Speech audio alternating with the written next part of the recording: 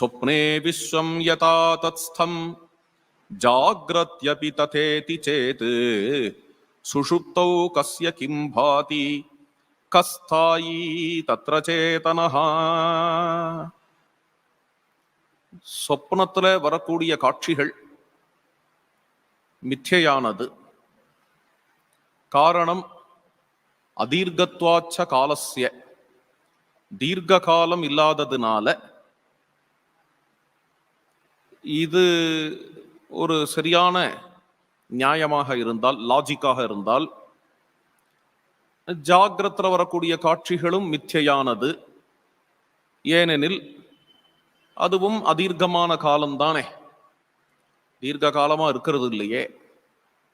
அதுவும் அதாவது ஒரு 5 நிமிஷம் வரக்கூடிய சொப்னம் 100 வருஷ அபேட்சையா அதீர்க்கம், அதனால மித்யைன்னு சொன்னால், அப்போ கோடிக்கணக்கான வருஷமா சுழலக்கூடிய இந்த சம்சாரத்துல நம்முடைய 100 வயசுங்கிற புருஷாயுசு அதீர்க்கம் தான், அதனாலேயே மித்யை என்கின்ற நிர்ணயம் ஆனது.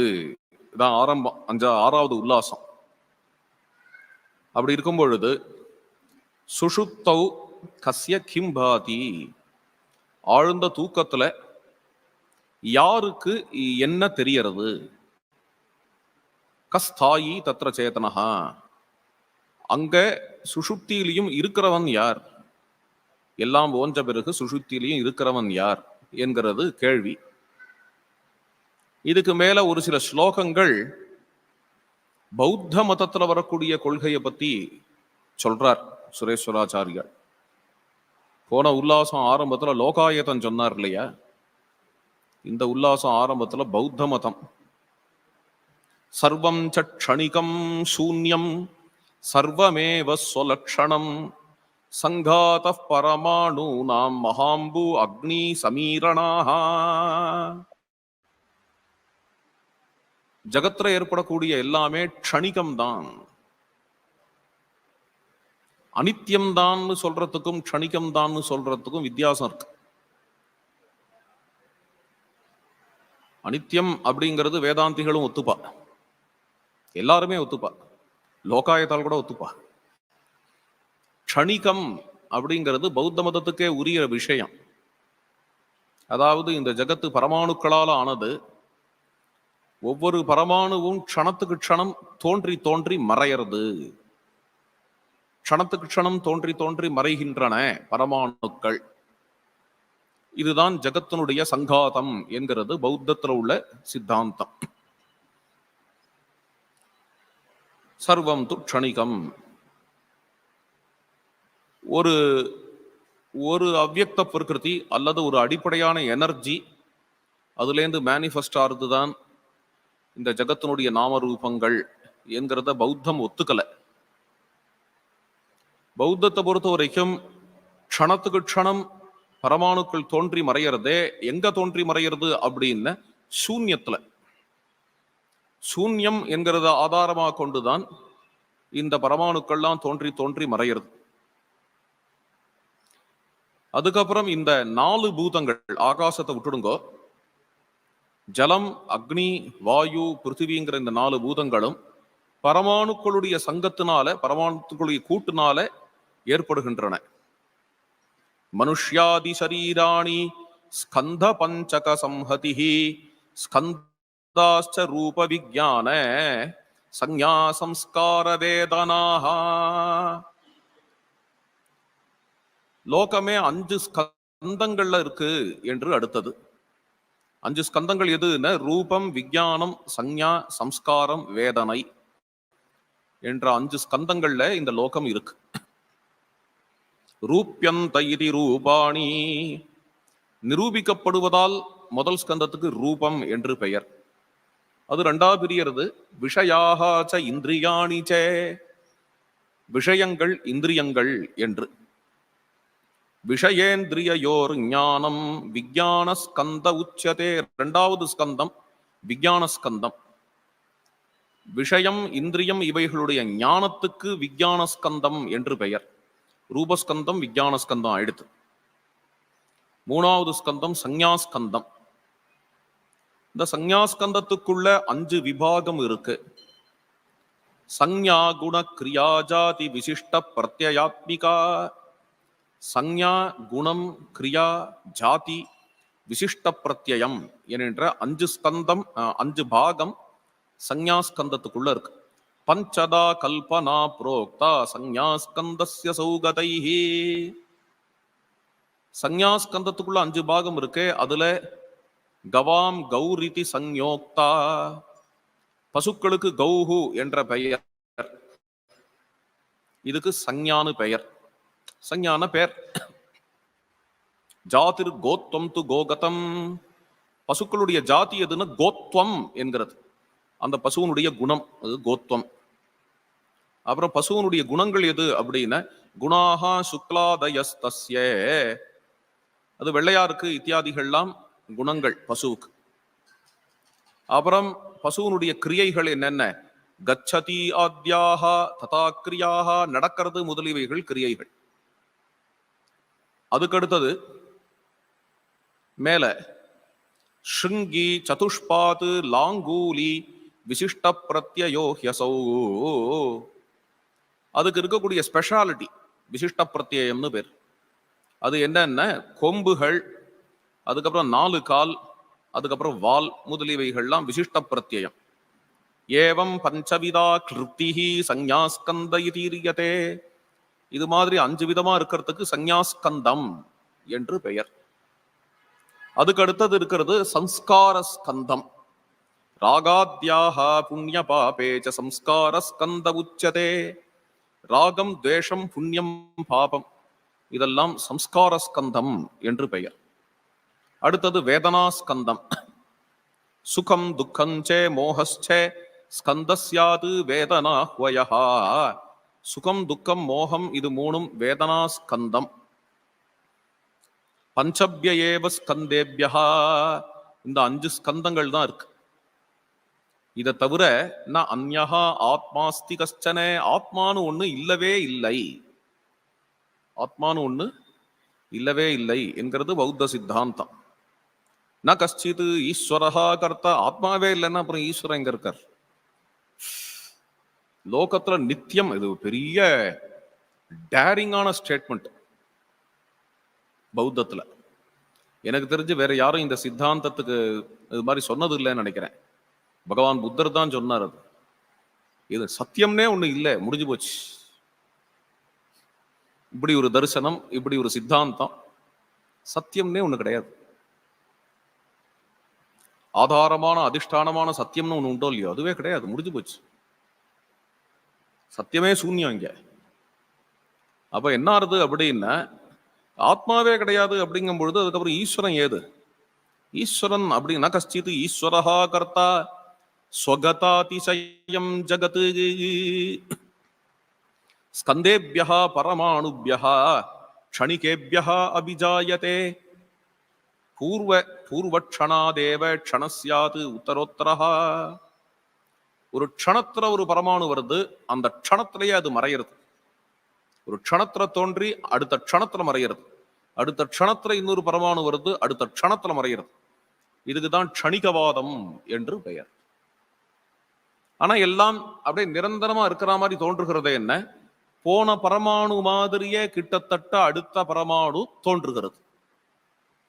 மறைஞ்ச பரமாணு மாதிரியே அடுத்த பரமாணு தோன்றுவதால், அடுத்த க்ஷணத்துல அந்த பரமாணு மறைஞ்சு அடுத்த பரமாணு தோன்றுவதால், இது மாதிரி தொடர்ச்சியா இருந்து கொண்டே இருப்பதால் பார்த்தான்னா இது அப்படியே நிரந்தரமா இருக்கிற மாதிரி தோன்றுகிறதே தவிர, ஆனால் பரமாணு க்ஷணத்துக்கு க்ஷணம் மறையக்கூடியது.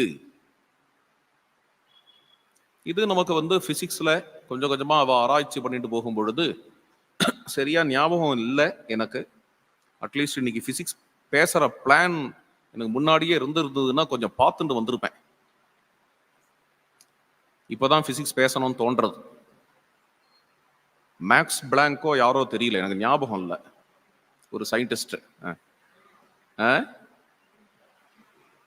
இல்ல அதை சொல்லல, இது பௌத்த விஷயம் சொல்றேன் நான்.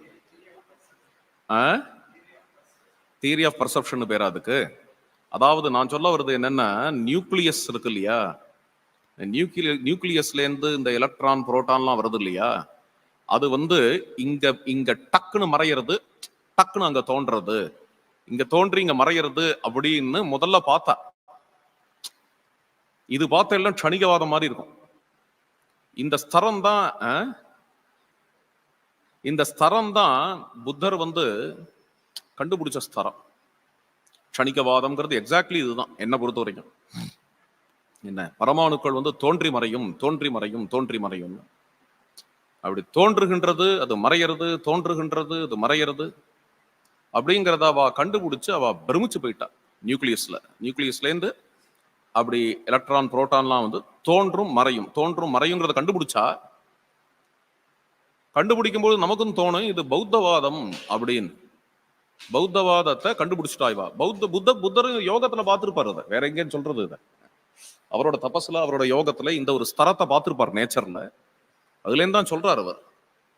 ஆனா இதுல ஒரு விஷயம் என்ன அப்படின்னு பார்த்தேன்னா, விஞ்ஞானம் இன்னைக்கு சயின்ஸ் இன்னைக்கு அதையும் கடந்து போயிடுச்சு. அதுக்கு மேல வேற சில விஷயங்கள் அவ கண்டுபிடிச்சா எலக்ட்ரான்ல. அங்கதான் என்ன ஆறுது அப்படின்னா, இந்த வேவ் தியரி வருது. அதாவது நியூக்ளியஸ்ல இருந்து ஒரு ஒரு வேவ் கிளம்பும் பொழுது அங்க ஒரு சின்ன முடிச்சு மாதிரி தெரியறது, சின்ன பபுள் மாதிரி தெரியறது, அது டக்குன்னு மறைஞ்சுடுறது. அடுத்த வேவ் கிளம்பும் பொழுது, அடுத்த க்ஷணமே அந்த வேவ் கிளம்பும் பொழுது அந்த நாட்டு மாதிரியே இன்னொரு நாட்டு தெரியறது, அந்த நாட்டு மாதிரியே இன்னொரு நாட்டு தெரியறது, இந்த நாட்டு தோன்றி மறைகிறது, அடுத்த நாட்டு வர்றது. அதனால அதுக்கு அடிப்படையான ஒரு வேவ் இருக்கு, பிரகிருதியிலேயே அதுக்கு அடிப்படையான ஒரு வேவ் இருக்கு அப்படிங்கிறத கண்டுபிடிச்ச பிறகு இந்த பௌத்தத்தினுடைய க்ஷணிகவாதம் மாதிரியான கான்செப்ட் கடந்து வந்துட்டா. சயின்டிஸ்டுகள் அதை கடந்து வந்துட்டா. இருந்தாலும் அது இப்போ நினைவுக்கு வந்தது, அதனால அதை ஷேர் பண்றேன், அதை பகிர்ந்துக்கிறேன். ஆக இது பூர்வ க்ஷணாதேவ க்ஷணஸ்யாது உத்தரோத்தரா. இன்னைக்குமே பௌத்த தியானமே அப்படிதான். இன்னைக்கு பிரசித்தமா எல்லாரும் போயிட்டு இருக்காளே விபசனா அது இதுன்னு. அங்கெல்லாமே எது அப்படின்னா, உட்காந்துட்டு என்னென்னலாம் நடக்கிறதோ சும்மா பார்த்துட்டு இருக்கணும். திடீர்னு அரிக்கும், சொரிஞ்சுக்க கூடாது, பார்த்துட்டு இருக்கணும். மூச்சை பார்க்கலாம், விசேஷிச்சு எதையும் தியானம் பண்ணக்கூடாது. திடீர்னு ஏதாவது சிந்தனை வரும், அதை அப்சர்வ் பண்ணணும். இப்படி ஒரு 10 நாள் காலம்புரை சாயங்காலம் வரைக்கும் உட்காந்து வச்சுடுவா. சத்தம் ஏதாவது கேட்கும், திடீர்னு எங்கேயாவது பெயினா இருக்கும், வலி எங்கேயாவது இருக்கும். எது வருதோ அதை எல்லாத்தையும் அப்சர்வ் பண்ணிட்டே இருக்கிறது. இதை அப்சர்வ் பண்ணி இதனுடைய ஒரு திறமையில ஒரு காலகட்டத்தில் இந்த சாதகனுக்கு என்ன ஆயிடும் அப்படின்னா, எல்லாமே வந்துட்டு போகக்கூடியதுதான் அப்படிங்கிற ஞானம் ஏற்படும். அந்த ஞானத்தோட நிற்காம அது ஒரு லெவலுக்கு மேல அது க்ஷணிக்கம்ங்கிற தரிசனமும் ஏற்படலாம். இது எல்லாமே க்ஷணத்துக்கு க்ஷணம் தோன்றி மறையக்கூடியதுதான்ங்கிற தரிசனமும் ஏற்படலாம். இன்னைக்கு எலக்ட்ரான் புரோட்டான ஆராய்ச்சி பண்றவா அதை கண்டுபிடிச்சா, அதை கடந்தும் போயிட்டா என்ன, இதுக்கு ஆதாரமான வேவ் இருக்கு பிரகிருதியில, இந்த எனர்ஜி வேவ் அப்படிங்கிற லெவலுக்கும் போயிட்டா அப்படிங்கிறதுலாம் வேற விஷயம். ஆக இந்த க்ஷணிகவாதம் அதுதான் இங்க எடுத்து பேசுறாரு இவர். ச ஏவாயமிதி ஞானம் சேயம் ஜ்வாலேவ விப்ரமஹா அஸ்திபாதி இதி தீஹி பிராந்தைஹி ஆத்மானாத்மசு கல்ப்யதே யே ஹானோபாதானராஹித்யாத் ஆகாசஹ கிம் பிரகாசதே இத்யேவம் பௌத்த சித்தாந்தி பாஷமானோ நிஷித்யதே. இங்க அடுத்த முக்கியமான விஷயம் இதுதான். பௌத்த சித்தாந்தம் என்னும் பொழுது முந்தா நாள் நம்ம சொல்லிட்டு இருந்தோமே வேதாந்தத்துல, சோயம் தேவதத்தகா, அங்கு பார்த்த தேவதத்தன் இவன்தான் என்கின்ற இந்த விஷயமே பௌத்தத்துல இருக்க முடியாது. இதுதான் வேதாந்தத்துக்கும் பௌத்தத்துக்கும் பிரதான விரோதம். இந்த விஷயம்தான். சோயம் தேவதத்தா, என்னோட 15 வருஷம் முன்னாடி கூட படிச்ச தேவதத்தன், அவனே தான் இப்போ உபன்யாசுக்கு வந்திருக்கான். அவனே உபன்யாசுக்கு வர முடியாது பௌத்த பிரகாரம் அவனே இந்த உபன்யாசத்துக்கு வரவே முடியாது, வாய்ப்பே இல்லை. ஏன் வாய்ப்பு இல்லை அப்படின்னா, அப்போ இருந்த பரமாணுக்கள் அதனுடைய சங்காத்தம் க்ஷணத்துக்கு க்ஷணம் எல்லாம் மாறுறது. அதாவது அவ சொல்றது 8 வருஷத்துக்கு ஒரு முறை மாறுறதுங்கிற நியூரோ பிசியாலஜி இல்லை. க்ஷணத்துக்கு க்ஷணம் பரமாணுக்கள் டக் டக் டக் டக்னு தோன்றி மாறும் பொழுது, இன்னைக்கு தேவதத்தன் அப்படிங்கிற பெயர்ல இருக்கக்கூடியவன் வேற, அன்னைக்கு இருந்தவன் வேற என்கின்ற ஒரு அத்தியாச்சரியமான விஷயத்தை அவர்கள் சொல்லுகிறார்கள். வேதாந்தமும் என்ன சொல்றதுன்னா, in spite of the changing phenomena, இங்க இருக்கக்கூடிய இத்தனை செல்லு, இத்தனை பரமாணுக்கள், இது எல்லாத்தையும் தாண்டி ஏதோ ஒண்ணு 15 வருஷம் முன்னாடி இருந்தது, இப்பயும் இருந்தது, அதை காண் என்று வேதாந்தத்துல சொல்லுகிறார்கள். இது ஒரு பெரிய வித்தியாசம். ரொம்ப பெரிய தத்துவவாதிகளுக்கெல்லாம் கூட, யோகத்துல ரொம்ப பெரிய லெவலுக்கு போனவாளுக்கெல்லாம் கூட சில பேர்கள் ஒரு சில இடங்கள்ல தவறிடுறா. எங்க தவறரா அப்படின்னு பார்த்தேன்னா, இந்த விஷயத்திலேயே எது என்ன, நான் அப்படின்னு ஒன்னே கிடையாது, தான், நான், ஆத்மா அப்படின்னு ஒன்னே கிடையாது. இது என்ன அப்படின்னு சரீரம், மனசு, எண்ணங்கள், இது எல்லாத்தினுடைய சங்காத்தம், கூட்டு. இந்த கூட்டு வரும்பொழுது நான் ஒருத்தன் இருக்கிற மாதிரியான ஒரு தோற்றம் ஏற்படுகிறதே தவிர நான் ஒருத்தன் இல்லை அப்படிங்கிற ஒரு முடிவுக்கு எப்படித்தான் வர முடிஞ்சதோ என்ன, பௌத்தர்களால, சில மாடர்ன் பிலாசபர்ஸ் கூட அது மாதிரி உண்டு. நமக்கு கொஞ்சம் முன்னாடி இருந்தவர் ஜெய கிருஷ்ணமூர்த்தி, ரொம்ப பெரியவர், அவர் கூட அது மாதிரி சொல்றவர் தான், பௌத்தம் மாதிரி சொல்றவர் தான். இந்த அன்னமய பிராணமயாதி சங்காத்தம் இருக்கே, கூட்டு இருக்கே, அந்த கூட்டு தான் இருக்கே தவிர அந்த கூட்டுல தானா ஏற்படுத்தப்பட்ட நோஷன் நான் அப்படிங்கிறது அப்படின்னு முடிச்சுட்டார். இது மாதிரி ஒரு மெட்டீரியலிஸ்ட் சொன்னா ஆச்சரியம் இல்லை, இது மாதிரி ஒரு நியூரோ பிசியாலஜிஸ்ட் சொன்னா ஆச்சரியம் இல்லை, இது மாதிரி ஏதோ ஒரு பயாலஜிஸ்ட் சொன்னா கூட ஆச்சரியம் இல்லை. இவ்வளவு தூரம் தியானத்திலையும் யோகத்திலையும் ஆழ்ந்து போனவா எல்லாத்தையும் அனித்தியம் அப்படின்னு தள்ளக்கூடிய ஒரு பேசிஸ்ல இது மாதிரியான ஒரு முடிவுக்கும் கன்க்ளூஷனுக்கும் வரக்கூடிய வாய்ப்பு இருக்குங்கிறது இதுல இருந்து தெரியறது ஒரு ஆச்சரியம். ஒரு சிம்பிளான ஃபேக்ட் என்னதான் உடம்பு, இது ரெண்டு விஷயம் சொல்றேன், சிம்பிள் ஃபேக்டுக்கு அப்புறம் போறேன், இன்னொரு விஷயம் ஃபிளாஷ் ஆச்சு. ஒரு விஷயம் என்னன்னா, இது எல்லாத்தோடையும் கூட்டுல நான் அப்படின்னு ஒண்ணு வரணுங்கிற பட்சத்துல சேருக்கு கூட நான்கிற எண்ணம் வரலாம், கேமரா வீடியோக்கு கூட நான்கிற எண்ணம் வரலாம், டெஸ்க்கு கூட நான்கிற எண்ணம் வரலாம். ஆனா எனக்கு தான் நான்கிற எண்ணம் வந்திருக்கு. இது முதல் லாஜிக். இந்த லாஜிக்கை விட்டுருங்க. நேர எஸ்ஸாட்சாத் அபரோட்சாத் பிரம்ம அப்படின்னு உபனிஷத்து நேர டைரக்டா கையில எடுத்து பிரம்மத்தை கொடுக்குற மாதிரி ஒண்ணு சொல்றேன். அது என்னன்னா, சரீரம்ங்கிறது இருக்கட்டும், பிராணம்ங்கிறது இருக்கட்டும், மனசுங்கிறது இருக்கட்டும், அறிவுங்கிறது இருக்கட்டும், இது எல்லாம் இருக்கட்டும், இது எல்லாத்தையும் கடந்து நான் அப்படின்னு ஒண்ணு இருக்குங்கிறது நம்ம எல்லாருடையவும் அனுபவம், மறுக்க முடியாத அனுபவம். இது எல்லாத்தோடைய ஒரு கூட்டு நான் அப்படிங்கிறது வேகமா வந்த முடிவுரை, வேகமா வந்த கன்க்ளூஷன்.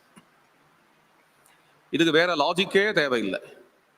எந்த ஒரு குழந்தையும் கூட நான், ரமண மகர்ஷி சொல்றார், நான் அப்படின்னு சொல்லும் பொழுது தன் அறியாம கையை கொண்டு போய் இப்படி வச்சுக்கணும். என்ன, நான்ங்கிறது ஹிருதயத்துல இருக்கக்கூடிய ஹிருதயஸ்தானம். அது அகம் அகமிதி அந்தஸ்புரந்தம் சதா. சரி விடுங்க, அது ஹிருதயஸ்தானமா இல்லையா அதெல்லாம் விட்டுடுங்க. இப்போ விஷயத்துக்கு வரேன். அதாவது ஒரு நாள் காலம்புறையிலிருந்து சாயங்காலம் வரைக்கும் நம்ம உபயோகப்படுத்துற வார்த்தைகள்ல அதிகமா உபயோகப்படுத்துற வார்த்தை என்ன என்று கவனிச்சு பார்த்தோமாகில் நான்கிறதா இருக்கும். அந்த நான் உட்கார்ந்துக்கிறேன், நான் எழுந்துக்கிறேன், நான் நடக்கிறேன், நான் சாப்பிட்றேன்னு சொல்லும் பொழுது அவன் இந்த நான் அப்படின்னு சொல்லும் பொழுது அதோட அர்த்தம் புரிஞ்சுட்டு தான் சொல்றானா, அல்லது ஜஸ்ட் உபயோகப்படுத்துறானா? அவ பெரியவாள்லாம் உபயோகப்படுத்தினா, சுத்தி இருக்கிறவாள்லாம் உபயோகப்படுத்துறா அப்படின்னு உபயோகப்படுத்துறானா? நான் சாப்பிட்றேன் நான்கிறதுக்கு அர்த்தம் புரியாம யாரும் நான் சொல்றது இல்லைங்கிறது என்னோட அபிப்பிராயம். தியரிட்டிக்கலான அர்த்தங்கள்லாம் அப்புறம் பேப்பர்ல எழுதி வச்சு ஆர்டிகிள் எழுதி உபன்யாசம் பண்ணி அதெல்லாம் அப்புறம்.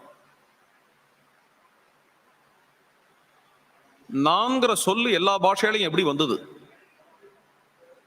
நான்கிற சொல்லு இல்லாத பாஷை உண்டா உலகத்துல? கொலு, இங்கிலீஷ்ல டிரான்ஸ்லேட் பண்ணுங்க கொலுவை. கொலு இங்கிலீஷ்ல என்ன? டிரான்ஸ்லேஷன் கிடையாது.